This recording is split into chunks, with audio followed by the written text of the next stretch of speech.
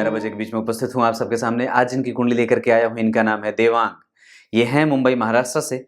21 मई 1979 10:10 इस आधार पर इनकी कुंडली और चंद्रमा पापग्रह बन रहे हैं। इस वजह से अपने मन को मारने से और मरने से बचाना होगा। आपकी कुंडली में लग्न प्रबल है और लग्न बली भी है। और जरा गौर करिए तो लग्न में ही उच्च के गुरु बैठे हैं जो हंस योग का निर्माण कर रहे हैं। इसकी बलवती स्थिति केंद्र में बुध के बैठ जाने के कारण, गुरु और बुध केंद्र में, गुरु और शुक्र केंद्र में, गुरु और मंगल केंद्र में, ऐसी स्थिति में व्यक्ति पिता के साथ जुड़ करके, पिता से जुड़ करके, या व्यक्ति खुद का काम, व्यक्ति कहीं भी कुछ कर सकता है। इसके पास ऐसी स्थिति है क्योंकि लग्न प्रबल बली है। पापग्रह चंद्रमा है, परिवर्तन है, लग्नेश का भाग्येश के साथ परिवर्तन होना। 12वें नंबर की राशि में अगर चंद्रमा बैठेंगे और पापग्रह होकर के बैठे हैं कृष्ण पक्ष के 10वीं तिथि के, ये व्यक्ति के मन मस्तिष्क को और आय को, कई बार हालांकि प्राइवेट नौकरी या फिर कई बार व्यक्ति अपना काम खुद का ही करता है, तो ऐसी स्थितियां दिखती हैं। पर यहाँ पे सूर्य के ठीक पीछे शुक्र का और बुध का बैठना ये वैश्य योग का निर्माण कर रहा है। व्यक्ति यशस्वी है, धनी है, प्रभावकारी है, मंगल दिग्बली हो रहे हैं, अपनी राशि के बैठ रहे हैं, शुक्र पद दे रहे हैं, बुध व्यापार का कारक। ये तीनों चीजें एक साथ बन रही हैं। लग्नेश और भाग्येश का एक साथ परिवर्तन होना, चतुर्थ भाव के अधिपति शुक्र और दशम भाव के अधिपति मंगल का एक साथ बनना, ये राजयोगों का निर्धारण करने वाला बन रहा है। सूर्य का बनना जन्म कुंडली में, धन भाव के अधिपति का लाभ में बैठ करके पंचम भाव को देखना, और मंगल का धन भाव, दशम भाव के अधिपति जो कि सुख का पूरक होता है, यहां बैठ रहा है। ये अच्छी बात है, बहुत अच्छी बात है। गुरु जो है वो जन्म कुंडली में मित्र की राशि को, यहाँ पे यश, कीर्ति, मान, सम्मान, पद, प्रतिष्ठा, क्योंकि मंगल भी देख रहे हैं, ऐसी स्थिति में व्यक्ति अपने करियर का सर्वोच्च लाभ और शिक्षा का सर्वोच्च लाभ प्राप्त करता है। कई प्रकार के लाभों का जो है वो प्रश्रय दाता होता है, सामाजिक क्षेत्रों में उन्नति करता है, धर्म के लिए काम करता है। पुरुषों, एक ऐसा पुरुष, सत्पुरुष इसे कहा जा सकता है, जो धर्म और धर्म के लिए अपने सर कटाने के लिए भी आगे रह जाता है। पुरुषार्थी होता है, धर्म, अर्थ, काम और मोक्ष सभी पुरुषार्थों का लक्षण उसके अंदर देखा जाता है। विचित्र स्वभाव का होता है, कभी कभी बहुत ज्यादा बदलने वाली प्रवृत्ति को धारण कर लेता है गुरु के केंद्र में अकेले बैठने के कारण। शनि और राहु द्वितीय भाव में, कई बार विवाह में परेशानी होती है, या कई बार धन टिक नहीं पाता है, दूसरों के कारण कई बार व्यक्ति व्यय में चला जाता है। मानसिक स्थिति कई बार असंतुलित होती है, व्यक्ति चिंतित होता है, परेशान होता है।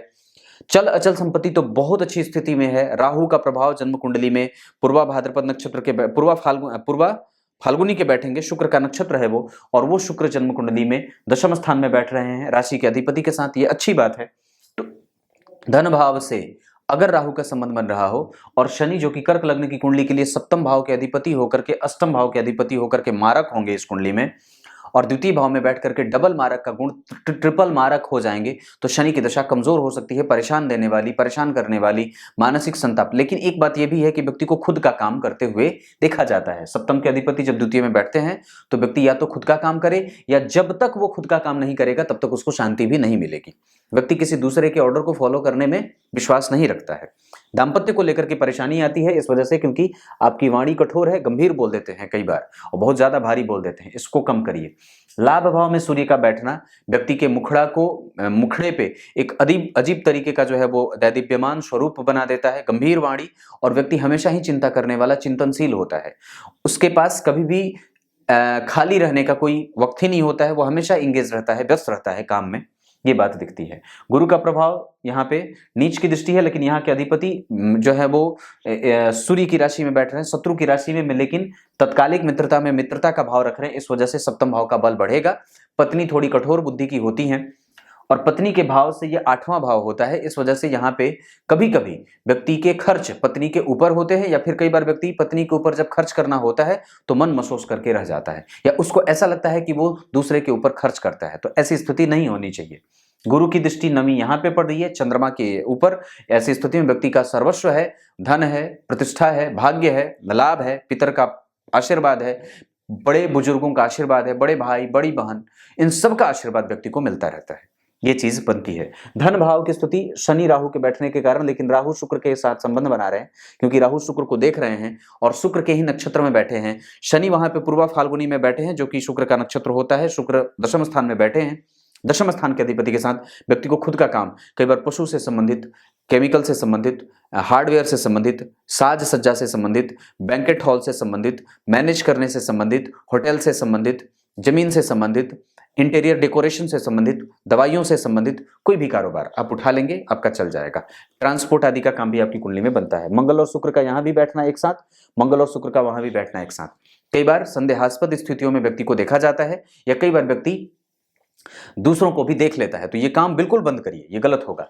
राहु और केतु, मैं इस चीज का बिल्कुल भी पक्षधर नहीं हूं कि अगर आपने एक से विवाह किया है तो उस पे ही आपकी दृष्टि होनी चाहिए, दूसरे के लिए नपुंसक बनने की बात होगी, और होना ही चाहिए। शनि और चंद्रमा का द्वितीय भाव में यहां भी खराब होना, द्वितीय भाव यहां भी खराब है। धन भाव कमजोर हो रहा है, इस वजह से धन को सही गति दीजिए, व्यय पे नियंत्रण रखिए, क्योंकि उसकी तीसरी दृष्टि यहां उच्च की पड़ रही है, तो धन है, माता का सुख भी है।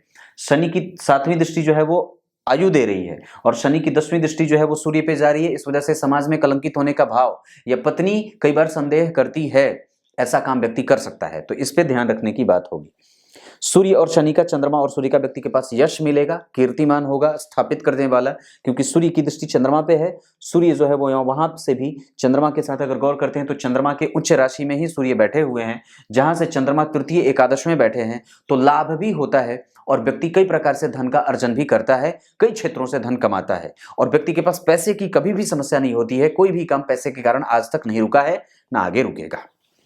दाम्पत्य में मैं यहाँ पे थोड़ी सी कमजोरी देख रहा हूं, लेकिन यहाँ पे फिर भी उसे एक सामान्य दाम्पत्य कह सकता हूं, क्योंकि यहाँ भी सप्तम भाव के अधिपति अष्टम में जा रहे हैं और शनि वर्गोत्तम हो रहे हैं। इस वजह से व्यक्ति के पास डेली बेसिस का इनकम हमेशा रहेगा, वो कमजोर नहीं है। उसके पास सामान्यतया कुछ लाख तक के बजट में हमेशा पैसे रहने चाहिए, और व्यक्ति के पास हमेशा है। अगर आप थोड़े से अपने आप को और भी अपडेट कर लें तो आपका काम बन सकता है। अपनी वाणी को कंट्रोल करिए, अपने कम्युनिकेशन को और भी ज्यादा बेहतर बना सकते हैं, अपने मेहनत करने की क्षमता को और भी बेहतर बनाइए। माता और पिता के आशीर्वाद को लेने का प्रभाव बनता है। दशमांश कुंडली में मीन राशि का बनना और ये वर्गोत्तम लग्न की कुंडली का बनना, व्यक्ति जितना आगे जाना चाहता है जा सकता है। ये कुंडली दम देती है, और निस्संदेह धन को सही दिशा, धन को गलत जगह पे नहीं, गाय की सेवा, और साथ ही साथ पीपल का वृक्ष या फिर बड़ का वृक्ष, बड़ का पेड़, बड़ का वृक्ष लगा सकते हैं अपने आसपास। पीपल और बड़, पाकड़ और अशोक, ये 4 वृक्ष आप जरूर लगाइए, कम से कम साल में एक बार कोई एक जगह पे, ये आपको लाभ देगा। गाय की सेवा, गाय के गोबर से गणेश जी की मूर्ति बना करके अगर उसकी पूजा गणेश चतुर्थी को करेंगे तो बहुत लाभ होगा। शिव जी की पूजा भी अगर हो सके तो मिट्टी के शिवलिंग बना करके, पार्थिव शिवलिंग की पूजा आपको प्रत्येक शिवरात्रि को जरूर करनी चाहिए, इससे अर्थ की समस्या दूर हो जाएगी। मीन लग्न की कुंडली का बनना और चतुर्थ स्थान में गुरु का बैठना, कर्म का क्षेत्र ठीक है, पर आपको कभी भी शांति नहीं मिलती है कि मैं इतना हूं, आगे बढ़ता रहूं, आगे बढ़ता रहूं। वो भूख कभी खत्म नहीं होती है, चाहे वो स्त्री के प्रति हो, चाहे वो धन के प्रति हो, चाहे वो लिप्सा के प्रति हो, चाहे वो भौतिकीय सुख संसाधन के प्रति हो। लेकिन व्यक्ति धर्मात्मा है, धर्म है, और धर्म से डरता भी है, क्योंकि गुरु जो है वो पुष्य नक्षत्र में बैठे हैं, शनि जो है वो जन्म कुंडली में शत्रुग्रही हो रहे हैं। पुनर्वसु नक्षत्र का नक्षत्र है लग्न, ध्यान से समझिएगा। पुनर्वसु नक्षत्र के चौथे चरण में जन्म हुआ है। इधर देखिए मेरी तरफ श्रीमान, पुनर्वसु नक्षत्र के चौथे चरण में आपका जन्म हुआ है। पुनर्वसु नक्षत्र के चौथे, पुनर्वसु मतलब पुनः प्राप्त करने की स्थिति, पुनर्वसु का मतलब होता है। और पुनर्वसु नक्षत्र के चौथे चरण के जो अधिपति होते हैं वो होते हैं चंद्रमा। गुरु और चंद्रमा एक दूसरे का संग खोजते हैं। यहाँ पे गुरु जो बैठे हैं वो लग्न में बैठे हैं, और चंद्रमा जो बैठे हैं वो कहाँ बैठे हैं? जन्म कुंडली में, भाग्य भाव में। यानी कि गुरु और चंद्रमा की स्थिति बड़ी अच्छी है, व्यक्ति को यशस्वी बनाएंगे, लाभ देंगे, राजयोगों की स्थिति पैदा करते हैं, गज केसरी का लाभ मिलेगा, हंस योग का लाभ मिलेगा, बहुत बढ़िया है, रुचक योग भी बनता है। चंद्रमा जो है वो जन्म कुंडली में पापक बन रहे हैं, इस वजह से इन सब का प्रभाव थोड़ा थोड़ा कम होगा। हाँ, और दूसरी बात है कि चंद्रमा नक्षत्र के चरण के जो अधिपति हैं वो चंद्रमा है। आपकी कुंडली में शनि मारक होंगे, इस कुंडली में गुरु कमजोर हो जाएंगे कभी कभी, क्योंकि वो भाग्य के भी अधिपति होने के साथ साथ छठे भाव के भी अधिपति बनते हैं।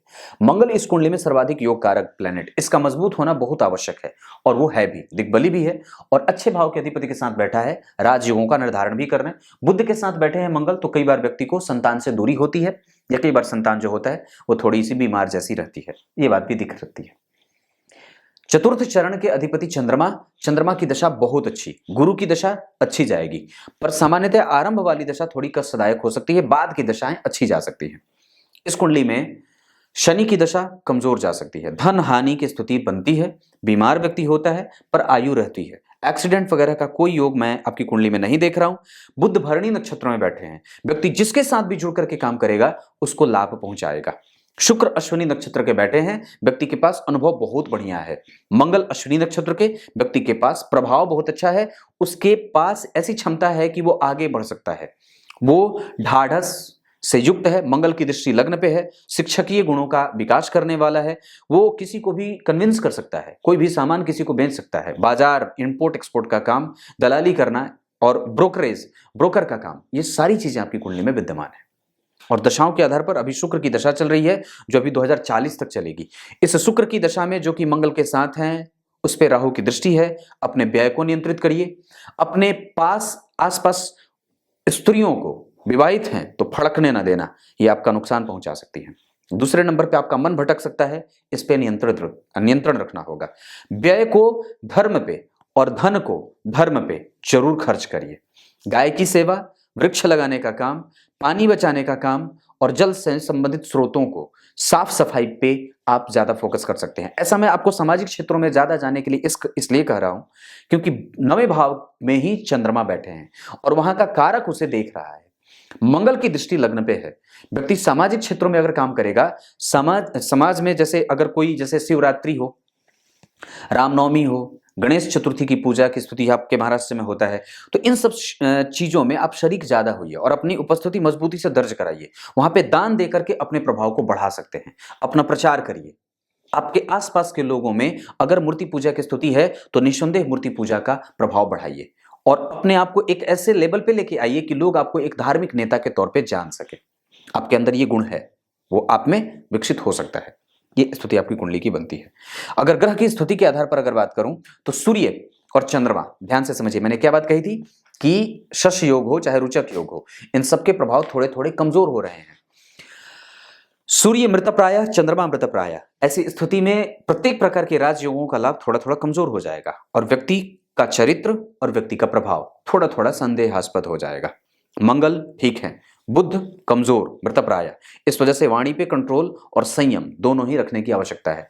बुद्धि लब्धि क्षमता, बुध और चंद्रमा दोनों एक दूसरे से द्वितीय द्वादश के संबंध में है, ठीक है, पर डिसीजन मेकिंग कैपेसिटी कमजोर ना हो, अनिर्णय की स्थिति ना हो, व्यक्ति के गलत निर्णय का प्रभाव उसके परिवार को न झेलना पड़े, इस बात को हमेशा याद रखिएगा, खास करके बुध की दशा में, चाहे अंतर हो या प्रत्यंतर। शुक्र की स्थिति बहुत बढ़िया नहीं है, वहां पे वो शत्रु के साथ बैठे हैं, शुक्र मंगल की राशि में बैठे हैं, बहुत अच्छे मित्र उनके नहीं होते, लेकिन वहां पे शनि, राहु और केतु जो आपकी कुंडली में बैठे हैं, वो सभी ग्रह आपकी कुंडली में 50-50% का परिणाम दे रहे हैं। तो ये बहुत अच्छी बात है कि आपकी कुंडली में अगर गौर करें तो 6ठे भाव के अधिपति और 8वें भाव के अधिपति, 12वें भाव के अधिपति, तो 6ठे भाव के अधिपति गुरु उच्च के, यानी कि व्यक्ति ऋण से कभी जूझेगा नहीं, ऋण से मुक्त हो जाएगा, क्योंकि 12वें के अधिपति अगर 10वें भाव के अधिपति के साथ बैठे हैं तो व्यक्ति के लिए ये लाभदायक स्थिति है। कर्म क्षेत्र के लिए विदेश से जुड़ करके, बाहर से जुड़ करके अंतरराष्ट्रीय ख्याति प्राप्त करे, अपने देश में, अपने समाज में, अपने लोगन में बड़ा ही व्यक्ति नाम कमाता है। 11वें भाव में केतु धन प्राप्त करने वाला और कई बार पेट में अपच, एसिडिटी, कब्जियत आदि की समस्या को देने वाले भी बना देते हैं।